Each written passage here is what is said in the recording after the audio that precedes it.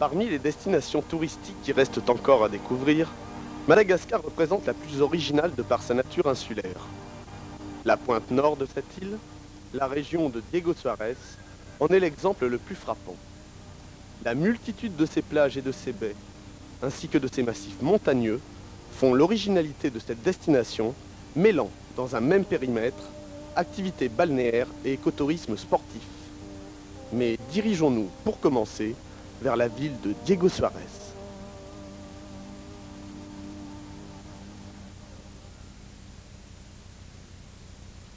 Vous venez d'atterrir à Diego Soares, rebaptisé Antsiranana dans les années 70, soyez le bienvenu. Diego Soares, célèbre pour sa baie unique offrant 156 km de côte et pour son pain de sucre sacré, premier chantier naval de l'océan Indien de par sa rade naturelle exceptionnelle, cette ville de 100 000 habitants a été pendant longtemps le bastion de la marine et de la Légion étrangère française. La ville en a d'ailleurs gardé encore l'empreinte, de par le nom de ses rues, de par certains de ses monuments, ou encore de par l'architecture coloniale de ses bâtiments.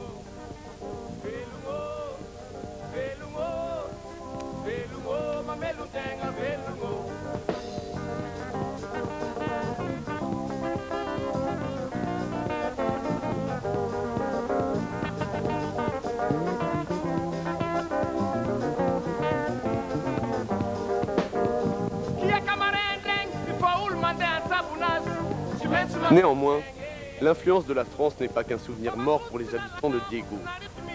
Elle s'exerce encore par la présence d'un consulat général,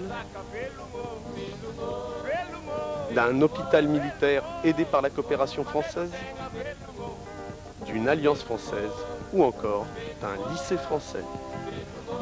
De surcroît, le nom de certaines de ces boutiques atteste qu'on y pratique encore couramment la langue française.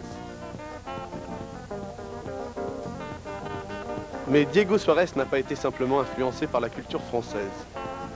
Plusieurs communautés différentes s'y sont installées depuis des décennies et ont contribué à faire de cette ville accueillante une mosaïque de culture et de religion.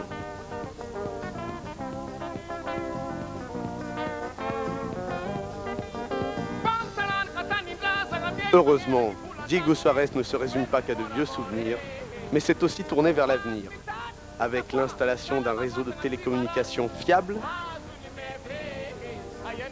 le branchement sur Internet,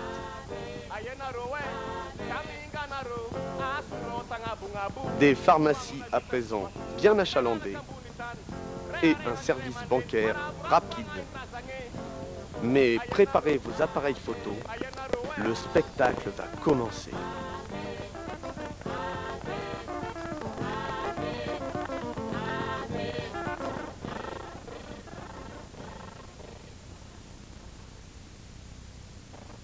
À l'est de Diego Soares se trouvent plusieurs sites balnéaires et massifs montagneux. Tout d'abord la plage de Ramen, située dans la baie de Diego, puis une série de 3 baies paradisiaques ouvrant sur l'océan Indien, pour ensuite accéder à la mer d'Émeraude, lagon enchanteur, et achever notre excursion par la montagne des Français. Mais dirigeons-nous sans plus tarder vers le village de Ramen. Situé dans la baie, en face de Diego Soares, Ramen est un village traditionnel de pêcheurs.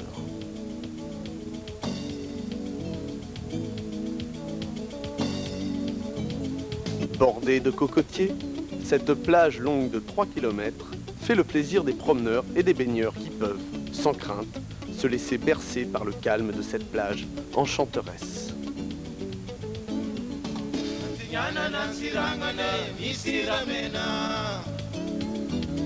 Aménagée pour recevoir les visiteurs, Ramen reste la destination préférée des habitants de Diego.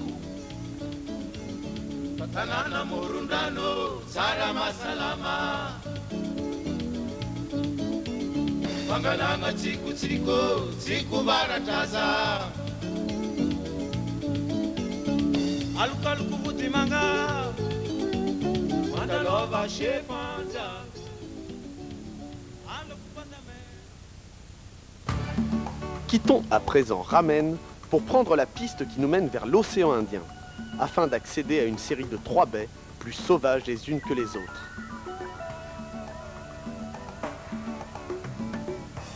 La première, la baie des Sacs à Lave, bordée de filao, encerclée par des dunes de sable blanc et protégée par une barrière de corail, assurant ainsi aux baigneurs une parfaite sécurité.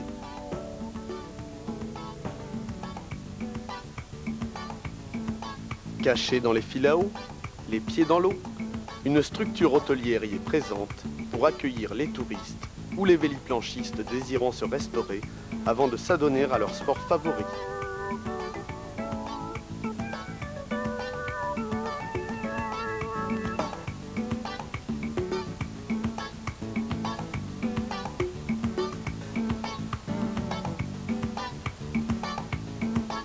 Continuons à présent notre chemin vers le nord afin de rejoindre d'autres baies paisibles et paradisiaques, toutes protégées par des barrières de corail. Le sable blanc de leurs plages et l'eau transparente permettent d'observer très facilement la riche faune sous-marine qui y est présente.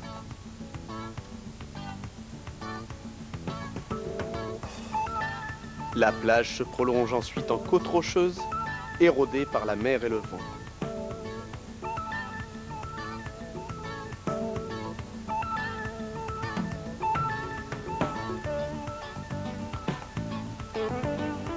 Rejoignons donc la piste, bordée de pachypodes en fleurs, afin d'accéder à la dernière baie de cette côte est, la baie des Dunes.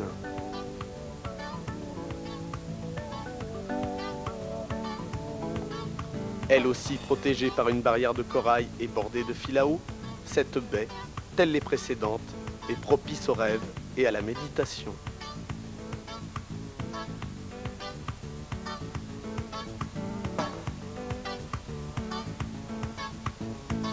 Plus au nord, de vieilles fortifications nous invitent alors à continuer notre balade vers de nouvelles découvertes.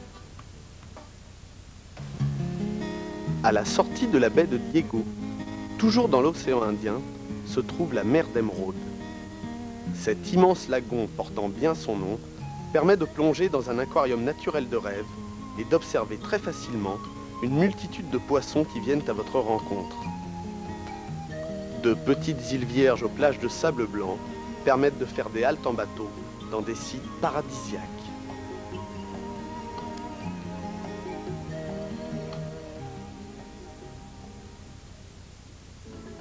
Achevons notre excursion par la montagne des Français et profitons-en pour y observer les baobabs endémiques de la région de Diego.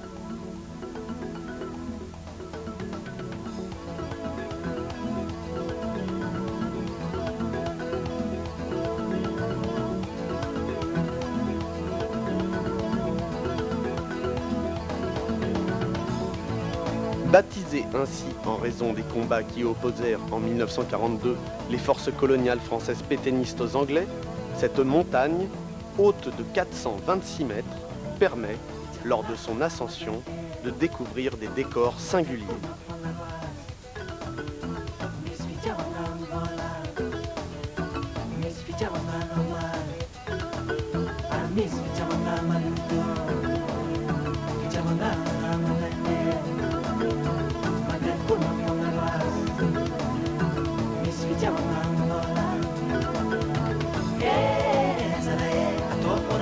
Des vestiges de fortifications, ainsi que des habitations de la Légion étrangère française située au sommet, permettent d'accéder au panorama magnifique s'ouvrant alors sur la ville de Diego, sur sa baie et sur son pain de sucre.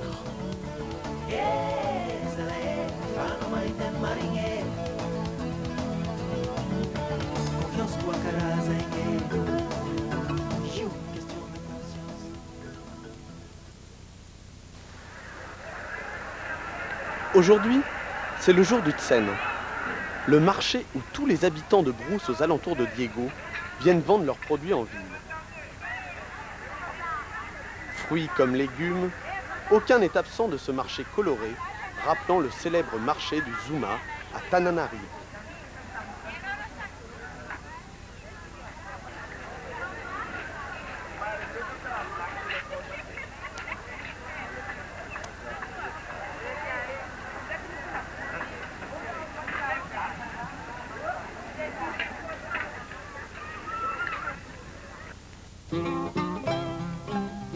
Diego Suarez ne saurait oublier ses influences françaises et propose dans ses supermarchés et épiceries une gamme complète de vins malgaches, de foie gras malgache, de fromage malgache, sans oublier bien sûr tous les produits d'importation.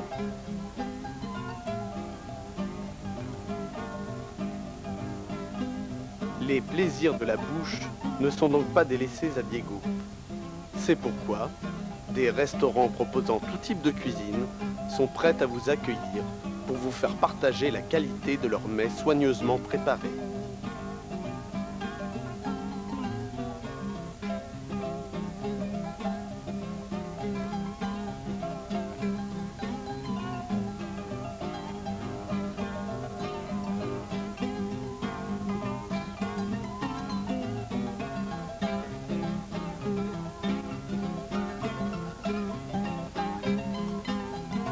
Bien sûr, pour les plus pressés, les classiques de la restauration rapide sont toujours là.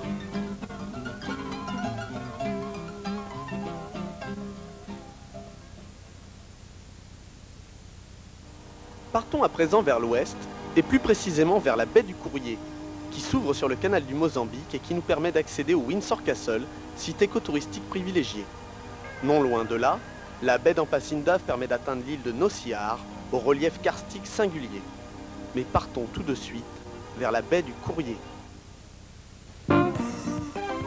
C'est en contournant la baie de Diego par l'ouest que nous commençons notre excursion vers le canal du Mozambique, en croisant au passage les salines de Diego.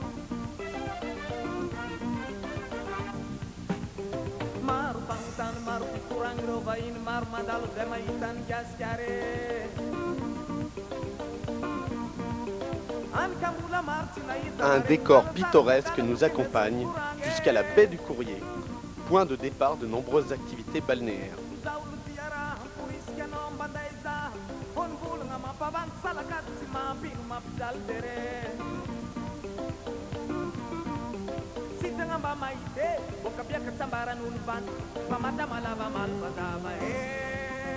C'est aussi le point de départ de l'ascension du Windsor Castle, important monolithe de 391 mètres de haut, sur lequel se dresse une fortification militaire abandonnée datant de l'époque coloniale.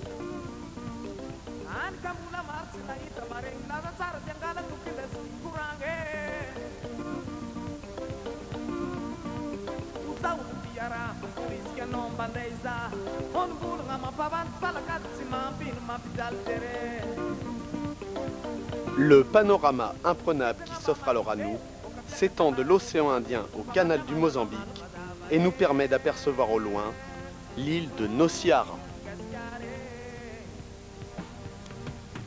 Ancien massif corallien, cette île vierge au relief karstique érodé reste la plus singulière de la côte nord du canal du Mozambique.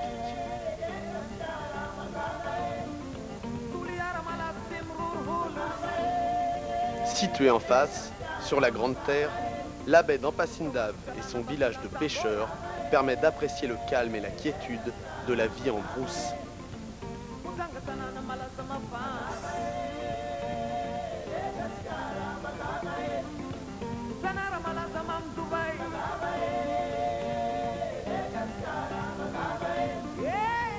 La piste continue au nord par Babaoumbi, la région des Zébus, aux décors pittoresques et arides, pour aboutir au Cap d'Ambre, pointe extrême nord de Madagascar.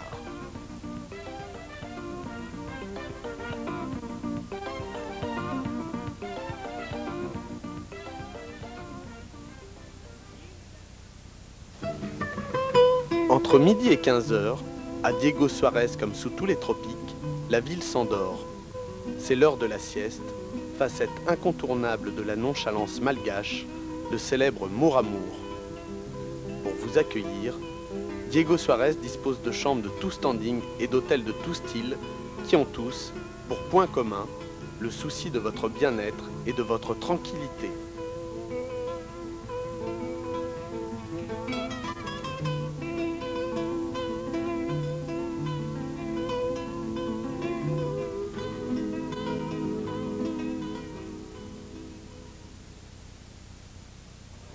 Au sud de Diego Suarez se trouvent deux massifs montagneux exceptionnels.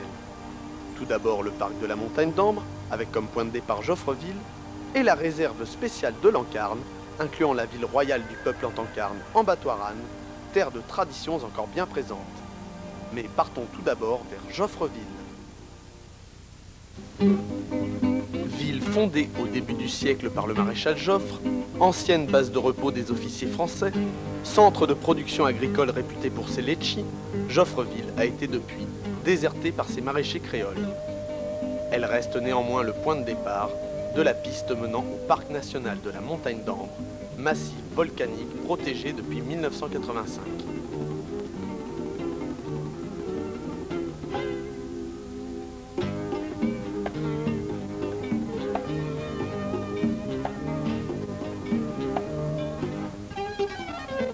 Cette forêt tropicale humide, culminant à 1475 mètres, est aménagée pour permettre aux visiteurs de découvrir, parmi les nombreux sentiers la parcourant, plantes endémiques, lacs de cratères, de nombreuses cascades et les célèbres lémuriens.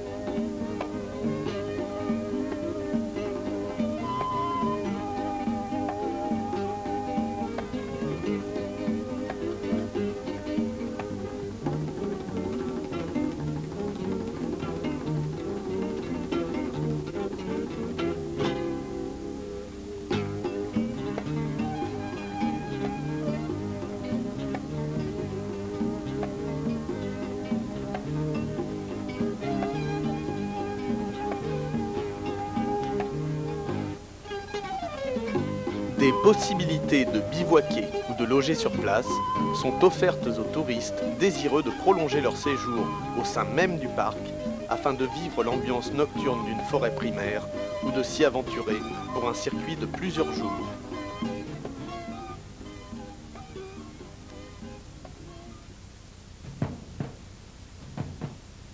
Nous voici à présent sur la piste qui nous mène à la réserve spéciale de Lancarne.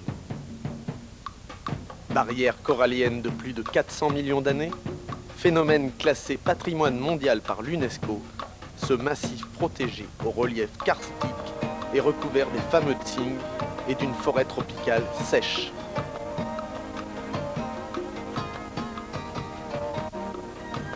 Ces aires aménagées pour le bivouac permettent d'accéder rapidement à la surface du massif afin d'apprécier la singularité du paysage.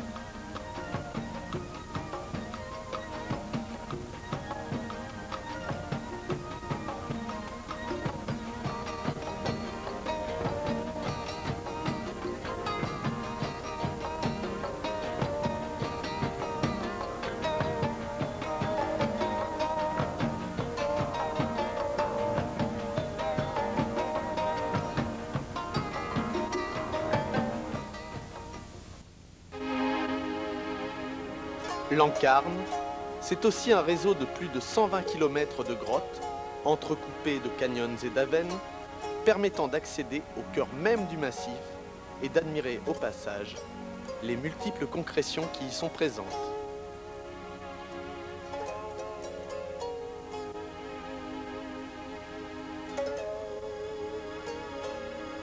Certaines grottes ont même un caractère sacré, car elles renferment les sépultures royales des Antancarnes. Un roi Antancarne existe d'ailleurs encore actuellement et trône au village d'Ambattoirane, non loin de la réserve, où se déroule tous les 5 ans la fête rituelle du Tsangatsen.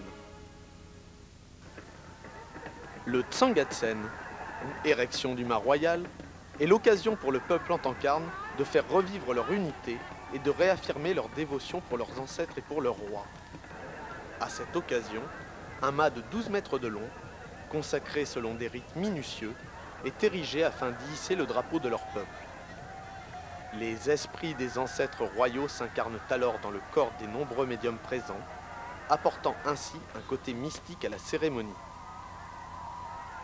D'autres fêtes rituelles, réincarnant l'esprit des morts dans des corps animaux, sont aussi célébrées au lac sacré d'Anivorane, où des ébus sont donnés en offrande à des crocodiles vénérés.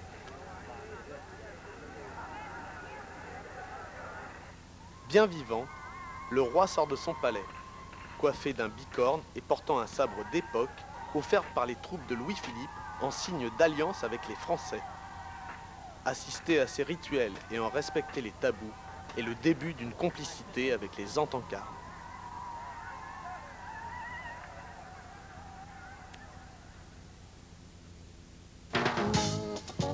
À Diego Suárez, la nuit est le moment privilégié pour se détendre.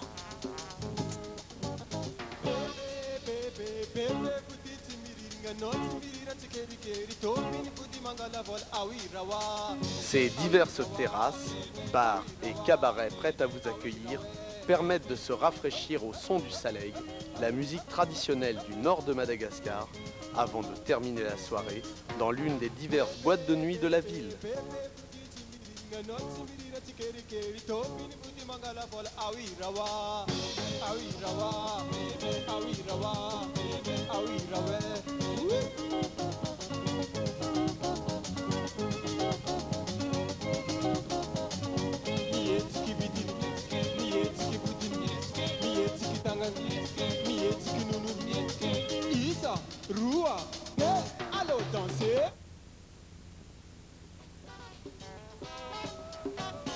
Avant de vous embarquer vers d'autres contrées, pensez à vos souvenirs. Madagascar a depuis longtemps développé un artisanat de qualité grâce à ses ressources naturelles variées. Travail du bois précieux, vannerie, textiles colorés, minéraux de toutes sortes et articles de bijouterie, sans oublier les célèbres saphirs du sud de la région de Diego Suárez.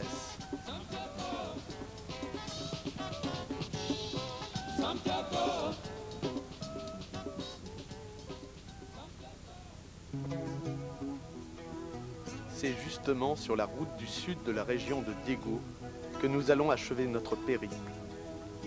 Cette route, nous rapprochant de la côte des îles Vierges à l'ouest et en particulier de l'île de Nocibé, de la côte de la Vanille à l'est et enfin du massif du Tsaratanan, point culminant de Madagascar au sud, ouvre de nouveaux horizons touristiques et éveille notre appétit pour l'aventure et la découverte.